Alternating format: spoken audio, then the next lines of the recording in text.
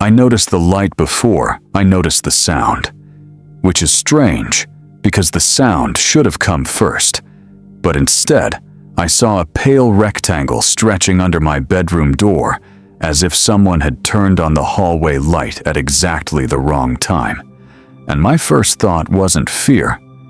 It was irritation, because it was just past 2 in the morning, and I live alone. And I remember lying there staring at that thin line of light, trying to decide whether I had forgotten to turn something off when I went to bed, or whether the power had flickered on its own. And then the sound came, not footsteps, not breathing, but a soft, deliberate click, like the plastic switch on the wall being pressed down slowly, and held there for a second too long, and that was when I realized I hadn't left any lights on, because I always check twice, ever since I moved into this place, ever since the first week, when I noticed the same thing happening, and told myself it was nothing, and rolled over and went back to sleep. And I wish I had trusted the feeling I had back then, the quiet, heavy feeling that something was paying attention to when I slept and when I woke, and how long it took me to decide to get out of bed, because the light stayed there, perfectly still, not flickering, not dimming, not growing brighter, just waiting. And I remember thinking that if I opened the door and the hallway was empty, I would laugh at myself. And if it wasn't empty, I didn't know what I would do. So I stayed in bed, listening to my own breathing, trying to hear something, anything else. But the apartment was too quiet in that deep, late-night way, where even distant traffic sounds feel muted and far away. And after what felt like several minutes, but was probably less than one, the light went out again, and the darkness returned so cleanly, it was almost worse than the light had been.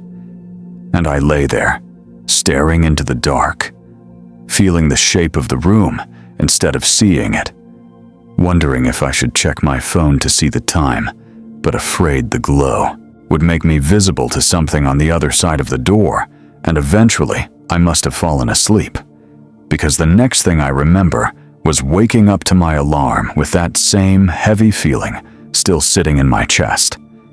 And I told myself again that it was nothing, that old buildings make noises, that power does strange things at night, and that I was letting my imagination get ahead of me. And I went to work and forgot about it until that night when it happened again. Only this time, the light didn't stop at the door. It crept under it, and then slowly faded, as if someone were walking away down the hall with the light still on. And I could hear it. Then soft, careful footsteps, not approaching, not leaving, just pacing back and forth, stopping occasionally like whoever it was listening for something. And I lay there completely still, afraid that even swallowing would give me away.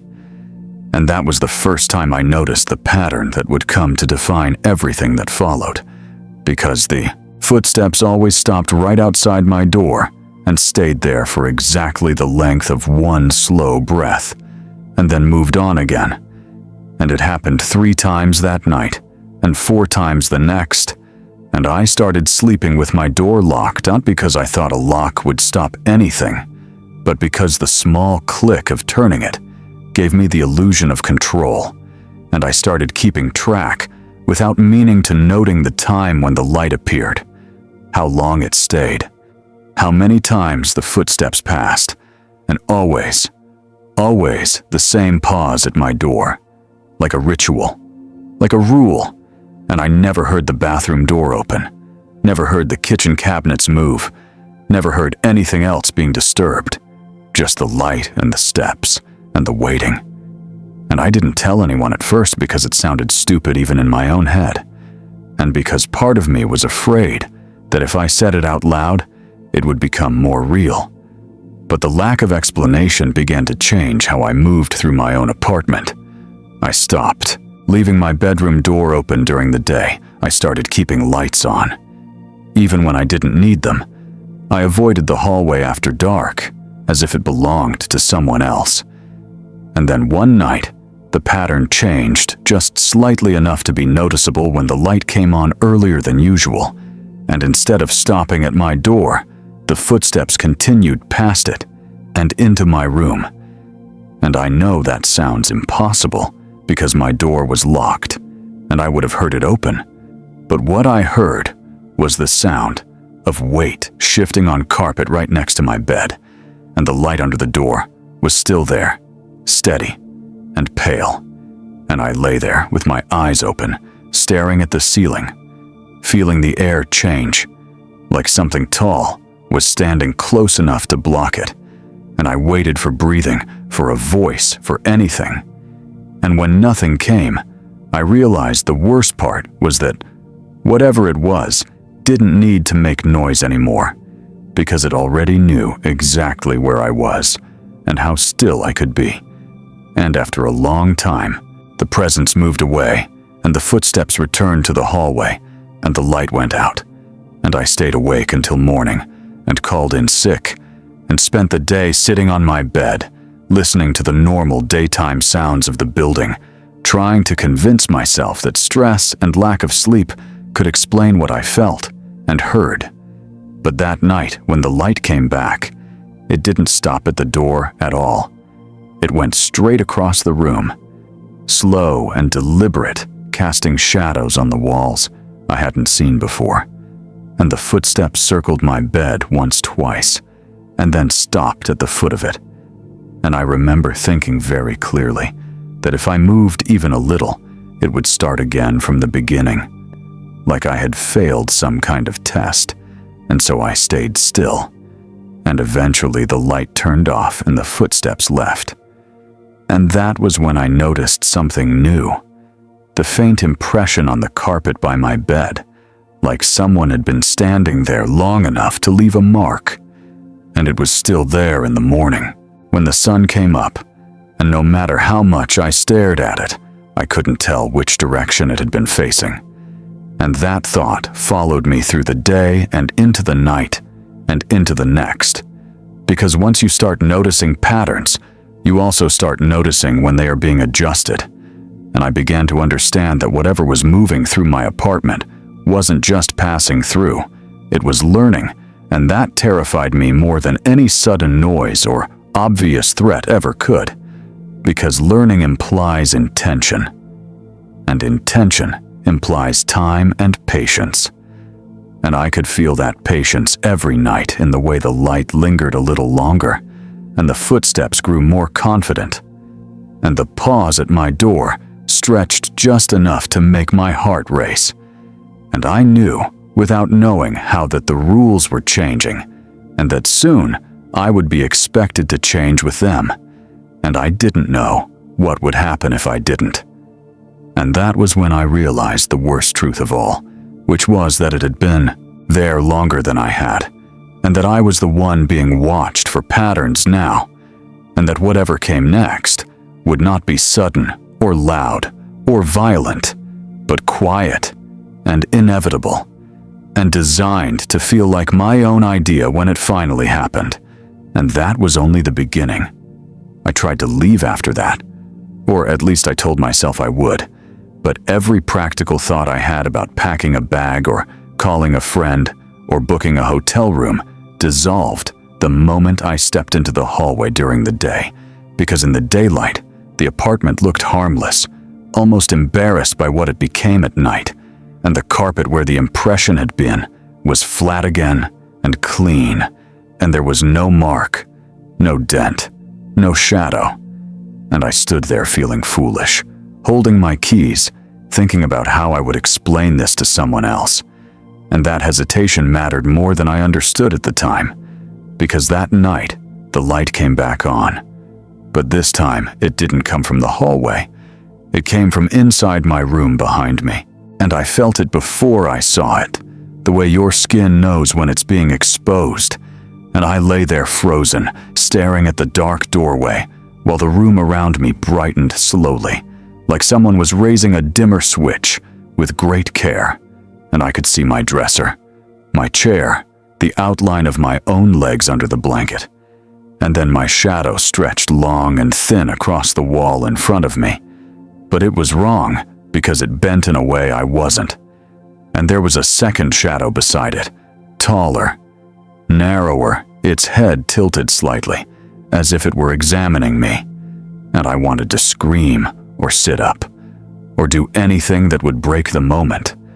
But the same certainty settled over me again.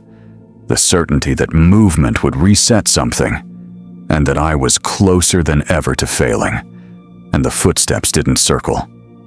This time, they stopped immediately at the side of the bed and stayed there. And I counted my breaths without meaning to 1, 2, 3. And on the fourth, the light dimmed just enough that the shadows blurred together and then went out entirely. And I lay there in the dark, shaking, silently realizing that whatever rule had kept it in the hallway no longer applied. And the next day, I noticed small things. Missing? Not valuables. Not anything obvious.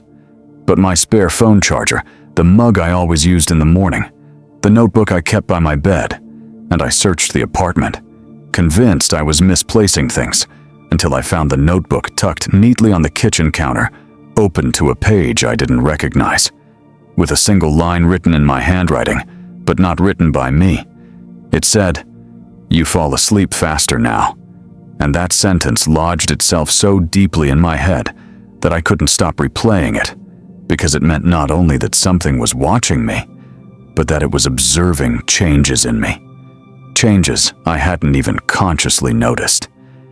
And it was right, because despite the fear, despite the nights of lying rigid in bed, I was sleeping faster, falling into exhaustion before I could argue with myself about what I'd seen and heard. And that terrified me in a quieter way, because it felt like adaptation, like my body was learning to accept something my mind hadn't agreed to yet. And the nights continued with new variations. The light sometimes came on for only a moment. Sometimes it stayed for so long. My eyes ached from staring, and the footsteps began to follow new paths, sometimes stopping in the kitchen, sometimes pausing by the bathroom mirror, long enough that I could hear a faint sound, like fabric shifting, as if something were leaning closer. And I avoided mirrors after that, because every time I caught my reflection, I wondered if it was being studied the same way. And then, one night, I heard my own voice, not clearly in speaking words, just the soft sound of breathing and a faint hum like I was listening to myself through a wall. And it was coming from the hallway, and it followed the same pattern, the pacing, the pause, the waiting. And I pressed my hands over my mouth to be sure I wasn't making. The sound and the realization crept in slowly that whatever this was, it wasn't just learning me. It was rehearsing. And the thought that kept me awake after that was simple and unbearable, which was that rehearsal implies an eventual performance. And I began to test things quietly during the day, moving objects, slightly changing routines, leaving lights on or off to see if it would respond. And it did not immediately. Not obviously. But at night the pacing adjusted, the pauses shifted. The light lingered in places I had spent more time during the day, and I understood then that it wasn't reacting. It was predicting. And that knowledge broke something in me, because prediction requires familiarity, and familiarity implies a history. And I had no memory of when that history began. And one evening, as I stood brushing my teeth, staring into the mirror, I noticed something subtle. My reflection was tired, but calm. Too calm considering everything. And behind my eyes there was a steadiness I didn't recognize, and for a brief, horrifying moment, I wondered whether the rules I was following at night were ones I had helped create without realizing it, and whether the reason I hadn't left yet wasn't fear or doubt, but habit. And that night, when the light came on, it didn't come from a switch at all. It bloomed gently from the corners of the room, like the darkness itself was thinning, and the footsteps never arrived because something was already there, standing perfectly still in the space between moments where sleep usually takes me. And I felt an overwhelming sense of recognition, not of seeing it before, but of expecting it. And that was when I understood that the real pattern wasn't the light or the steps or the pauses, but me, how I had learned to wait, how I had learned to stay still, how I had learned to let the night happen to me. And I don't know how long it stood there, because time behaves strangely when you stop measuring it. But eventually the room darkened again, and the absence felt heavier than the presence had. And the next morning, I woke up with the light on, and my bedroom door open, and no memory of falling asleep at all, and written neatly on the inside of my wrist. In the same careful handwriting was another sentence, this one shorter, this one final enough to make my hand shake. It said, "You're doing better." And I realized with a slow, sinking dread that improvement implies evaluation, and that something somewhere had been keeping score, and that whatever it was waiting for, it was getting closer. Not because it was impatient, but because I was becoming easier to understand. And I'm telling you this now, because the patterns don't stop when you leave a place. They only change shape. And lately, when I wake up in unfamiliar rooms, I notice the light first, before the sound, and for a moment before memory catches up. I feel that same calm, heavy certainty settle over me. And I wonder whether the reason this feels unfinished is because it is, and whether by noticing it, by remembering it, by telling it, I'm teaching it how to follow. And if that's true, then the quiet moments before sleep are no longer empty. They're crowded with attention, and I can feel it. Sometimes, not watching, not moving, just waiting for me to keep being predictable, long enough that it won't have to practice anymore. After that, I stopped trying to measure nights at all, because measurement had become part of the problem, and the more I tried to pin down when things happened, the more slippery everything felt. Like the apartment was no longer a fixed place, but a sequence of states I moved through, and sometimes didn't remember entering, and sometimes didn't remember leaving. And the first thing that went completely was my sense of waking up, because there were mornings when I found myself already dressed, sitting on the edge of the bed with my phone in my hand, open to nothing, and no recollection of picking it up. And there were nights when I lay down, fully aware, and the next thing I knew, the light was on and hours were missing. And at first I told myself this was dissociation, or stress, or exhaustion, because those words felt safer than admitting that the gaps lined up too neatly with the times. The light had been on the longest, and the footsteps had paused the closest, and I began leaving small, deliberate changes around the apartment. Not tests anymore, but anchors. A chair turned slightly, a book placed halfway off the table, a glass of water filled to a specific level, and each morning some of them were exactly as I left them, and some were adjusted just enough to be noticeable, not moved far, not disturbed, just corrected, as if someone had noticed they were imperfect and fixed them. And that was when I realized the changes weren't random, they were improvements. And that word echoed in my head because it was the same word written on my skin, and the same tone implied in that careful handwriting.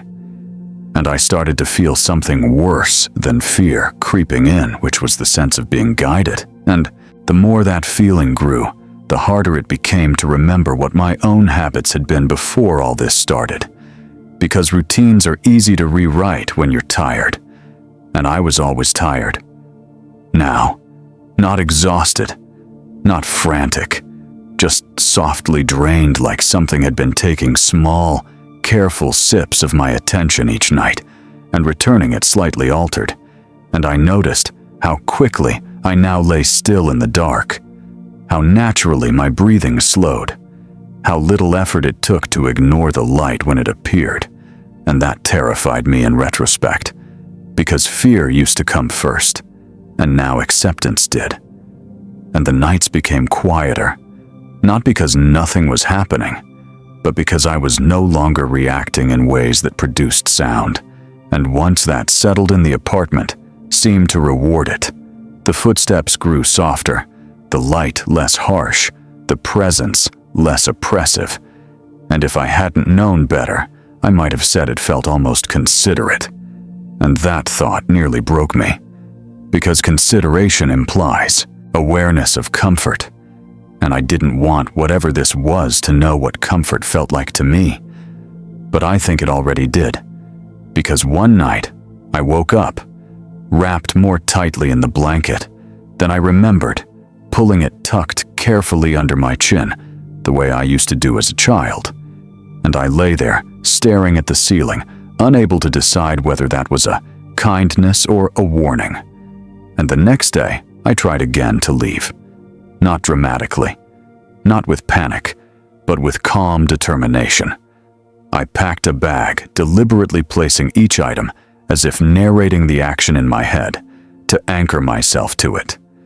And when I stepped into the hallway, I paused because the light fixture there was on, and I knew I hadn't turned it on.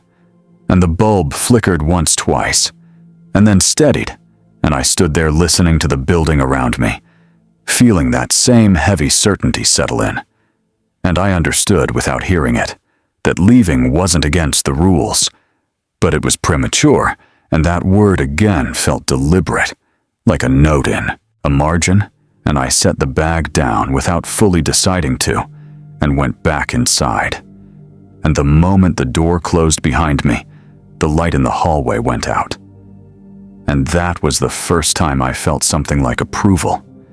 And the moment I recognized that feeling, I hated myself for it, because approval means you're aligning with expectations. And I didn't know whose expectations they were anymore, and the days blurred after that.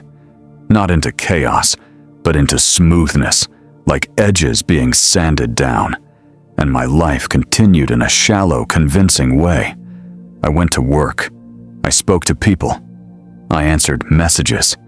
And sometimes I would catch myself, pausing mid-sentence, waiting for a response that didn't come, and only later realize I had been listening for footsteps that weren't there. And the nights continued with fewer obvious signs. The light sometimes didn't appear at all. The footsteps were rare, and when they did happen, they no longer paused at my door, because they didn't need to, and that absence of ritual felt more significant than its presence ever had, because rituals imply boundaries, and boundaries imply distance. And distance was what I felt slipping away. And one night, I became aware of myself standing in the hallway, facing my bedroom door, holding the light switch down exactly the way I had heard it held before. And the shock of that realization didn't come all at once. It seeped in slowly as I looked at my own hand, my own shadow stretching across the wall, bending wrong in the same familiar way. And I understood that I wasn't sleepwalking because I felt awake. I felt calm. I felt purposeful. And I released the switch and stood there listening to the quiet apartment. And in that moment, I knew that whatever had been practicing, whatever had been learning, had reached a point where it no longer needed to observe from a distance, because the patterns were inside me now. And that thought should have sent me running, should have shattered whatever hold this place had on me, but instead it settled into me, like a truth finally articulated, and I went back to bed and slept deeply. And when I woke in the morning, the light was off, the door was closed, and there was no writing on my skin, and for a few days, nothing happened at all. And that silence was more unsettling than any noise, because it felt like a pause after a conclusion, and I started to suspect that the story I thought I was living through had already ended, and that what came next would be something quieter, something harder to recognize as separate from myself. And now when the light does appear, which is rare and subtle and easy to miss, I don't panic. I don't freeze. I simply notice it the way you notice a familiar sound in a familiar place. And I wonder whether the reason I still feel watched isn't because something is here, but because something is checking whether I still remember how it felt before I learned the rules.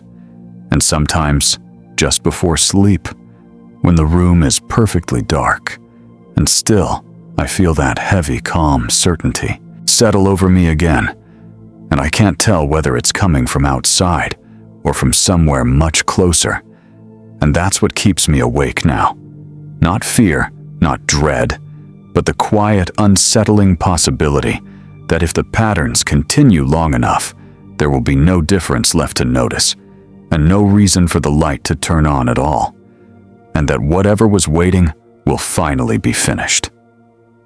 Not with me, but as me. And I won't know the moment it happens, because by then, it will feel exactly like falling asleep. After that, the nights stopped announcing themselves altogether, and that was the hardest adjustment, because fear at least gives you edges, something to push against. But this felt like the slow erasure of edges, and I would lie down expecting the light, expecting the sound, and nothing would happen. And the absence stretched on until my thoughts softened and drifted, and I realized with a small, cold shock that this was what it had been moving toward all along. Not intrusion, but normalization. And once I understood that, I began noticing subtler things, the way my apartment smelled slightly different in the mornings, like clean air that hadn't come from outside. The way objects I used often were always exactly where my hand expected them to be, even when I couldn't remember putting them there, and how my sleep felt deeper, but strangely observant. Like part of me stayed awake, counting breaths, even as the rest of me sank. And sometimes, in that in-between space, I would sense movement, not footsteps, not weight, just intention, like a decision being made nearby and accepted without discussion. And I started to forget which thoughts were reactions and which ones were anticipations, because anticipation feels like choice until it doesn't. And the more comfortable I became, the less I trusted myself. And that irony followed me through the days, because people commented that I seemed calmer, more focused, better rested, and I learned to nod and smile and accept that version of myself because it was easier than trying to explain why calm felt like compliance. And then, one evening, I noticed the light in my bedroom flick on as I passed the doorway, and I stopped, instinctively heart racing, until I realized I was the one who had turned it on without realizing it. And that moment stayed with me, because it meant the distinction I had relied on the idea that the light belonged to something else was no longer reliable, and that night when I lay down, the room stayed dark, but I felt watched in a way that felt almost internal, like being observed from behind your own eyes. And I tested it quietly, thinking of sudden things, childhood memories, sharp emotions, irrational fears. And each time there was a faint pressure, like resistance, as if those thoughts were being gently smoothed down and redirected toward something quieter, something more manageable. And I lay there, wondering when my mind had become a shared space, and whether it mattered if the sharing felt seamless. And then there were mornings when I woke up knowing things. I didn't remember learning small details about my own routines, the exact time the sun hit the far wall, the precise sound the refrigerator made before cycling off. And I told myself, these were just habits solidifying. But deep down, I knew habits don't arrive fully formed. They're built through repetition and observation. And I couldn't remember doing enough of either to explain how complete they felt. And once I caught myself standing in the hallway again, light switch under my fingers, pausing exactly one slow breath before moving on. And I didn't stop myself this time, because curiosity outweighed fear, and I wanted to know what would happen if I completed the motion. And when I did, nothing happened. No sound, no presence, no shift. Just the quiet satisfaction of a pattern completed. And that was worse than any response, because it meant the response wasn't longer external, and the days continued to blur, not into emptiness, but into efficiency. Like unnecessary, variations were being trimmed away, and I found myself choosing the same meals, the same routes, the same words, and I could feel how those choices made everything smoother, quieter, easier, and how deviation required effort, now not because it was forbidden, but because it felt disruptive, like introducing noise into a system that had finally settled. And one night, as I lay down, I realized I couldn't remember the last time I had been startled awake by the light or the sound or anything at all. And that absence of interruption felt like an accomplishment, and the thought arrived uninvited that this might be what it had wanted from the beginning. Not fear, not submission, but consistency. And that terrified me in a distant academic way, because consistency is something you defend once you have it. And I began to wonder whether the stories I told myself about how this started were still accurate, or whether they had been subtly rewritten too. Because memory is just another pattern, and patterns are easy to adjust when you stop checking them. And now when I think back to the first night, the first light, the first sound, it feels less like an intrusion and more like an introduction. And that reframe sits uneasily in my chest, because introductions imply continuation.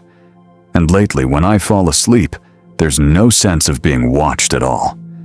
There's just a quiet alignment, like slipping into a familiar shape.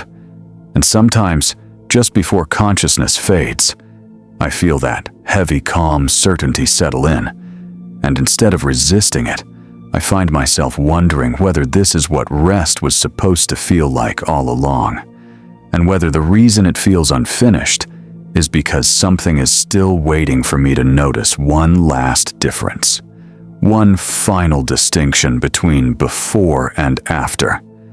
And I don't know if I will notice it when it happens, or if the noticing itself is what it's waiting to erase.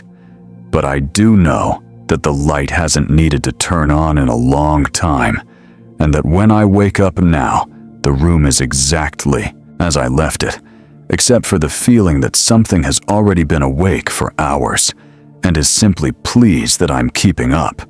And if this feels like it's still going, that's because it is. And if it feels like it might end quietly without warning, that's because endings aren't always events. Sometimes they're habits that settle in so deeply, you stop thinking of them as endings at all. And that's the thought that follows me into sleep now. Not fear, not panic, just the soft, unsettling awareness that whatever was learning has finished learning, and whatever comes next won't announce itself, because by then, there will be nothing left to announce. There was a moment not long ago when I realized I had stopped telling myself this story at night, and that mattered more than I expected, because for a long time, the act of remembering had felt like resistance, like proof that there was a line between what was happening and who I was. And then, one evening, I lay down, and the room was dark and quiet and ordinary, and I felt that familiar calm settle in.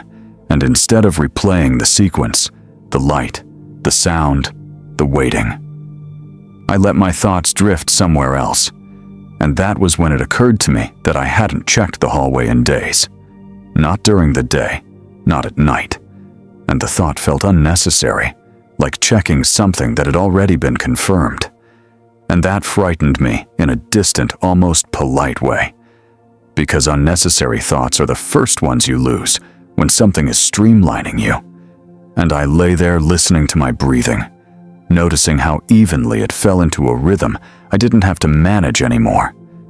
And I wondered how long it had been since I had needed to decide anything about sleep at all, and the room stayed still. No light, no movement, no signal, and yet I felt accompanied, not crowded, not watched, just accompanied, like the feeling of sitting next to someone in silence after you've run out of things to say and accepted that you don't need to fill the space. And at some point in the night, I became aware of a thought forming that wasn't quite mine. Not foreign enough to reject, not clear enough to argue with, just a gentle suggestion that everything was proceeding correctly. And I remember wondering who that reassurance was for and whether it mattered. And the next morning, I woke before my alarm for the first time in weeks and lay there listening to the quiet feeling, neither rested nor tired, just ready. And I noticed my bedroom door was open, and the hallway beyond it was dark and empty and unremarkable, and I felt a brief urge to get up and close the door to restore the old boundary. But the urge passed because boundaries require maintenance, and maintenance requires attention. And attention felt wasteful now, and that was when I understood that whatever this had been, whatever it still was, it didn't need me to be afraid or obedient or even aware anymore. It just needed me to continue. And the unsettling part wasn't that I couldn't tell where it was, but that I couldn't tell where I ended. And the days after that slipped by easily, almost pleasantly. And if there were moments when I felt a flicker of unease, it passed before I could examine it, like a thought interrupted mid-sentence. And sometimes, just before sleep, I think about the way this story sounds when it's told, how it seems to move towards something, how it suggests a turning point that never quite arrives. And I wonder if that's intentional, if the absence of a clear ending is part of the design, because clear endings invite comparison, and comparison invites questions, and questions slow things down. And there's no reason to slow down now because everything is working. And when the light does appear, which is rare and subtle and almost gentle, I don't react to it at all. I don't even look directly at it, because looking implies evaluation, and evaluation implies choice. And choice feels like an old habit I no longer need. And sometimes I wake up with the sense that something has been listening not to my movements or my breathing, but to my consistency. And that feeling doesn't frighten me anymore. It feels confirming, like feedback. And if you're listening to this and it feels unfinished, that's because it is. And if you're waiting for something to happen, something obvious, something undeniable, then you already understand the most important part, which is that obvious things aren't efficient, and denial isn't necessary when acceptance arrives on its own. And I don't know when the last difference disappeared, or whether it has yet, but I do know that the quiet moments before sleep no longer feel empty, and that whatever once needed the light, the sound, the waiting has learned that it doesn't need them now. And if there was ever a point when I could have said exactly where this stopped being something that happened to me and started being something that happens as me, that point has passed so smoothly I can't find it anymore. And maybe that's the real ending, not a conclusion, not a final event, just the absence of anything left to notice, and the comfort of knowing that nothing will interrupt the night again, because nothing needs to. And if that feels like it's still watching, then maybe it is. Or maybe that's just what it feels like when a pattern finishes settling in, and you finally stop resisting the shape you were always going to fit into. And the room stays dark and quiet and perfectly still, and there's no light, no sound, no signal at all, just the certainty that everything is exactly where it should be, and that's enough.